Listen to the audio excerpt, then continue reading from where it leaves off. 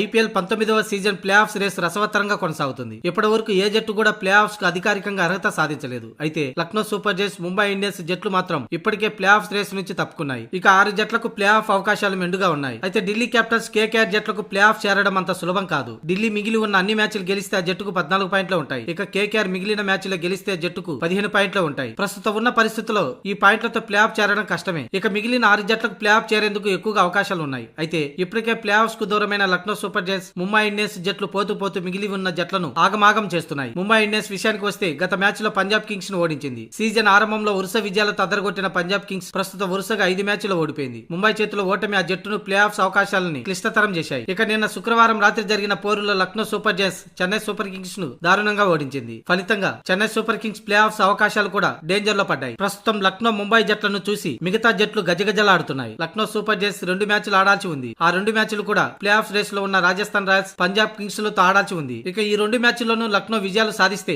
Punjab Kings, Rajasthan Royals playoffs కఠినతరం అవుతుంది. ఇక 24వ తేదీన రాజస్థాన్ తో ముంబై ఇండియన్స్ తలపడనుంది. ముంబై గెలిస్తే రాజస్థాన్ ప్లే ఆఫ్ చేరడం కష్టమవుతుంది. మొత్తంగా చూస్తే Mumbai Indians, Lucknow super Giants జట్లు తమ మిగిలి ఉన్న మ్యాచ్ల్లో ప్రత్యర్థులపై గెలిస్తే సన్ రైజర్స్ హైదరాబాద్ కు వరంగా మారుతుంది. సన్ రైజర్స్ హైదరాబాద్ తమకు మిగిలి ఉన్న 2 మ్యాచ్ల్లో ఒక్క దాంట్లో ఓడిన లక్నో, ముంబై జట్లు మిగిలిన మ్యాచ్లో నెగ్గితే సన్ రైజర్స్ ప్లే ఆఫ్స్ చేరే అవకాశాలు ఉంటాయి. దీంతో పోతూ లక్నో, ముంబై ఇండియన్స్ జట్లు ఇతర జట్లకు కాలరాత్రిని మిగులుస్తున్నాయి.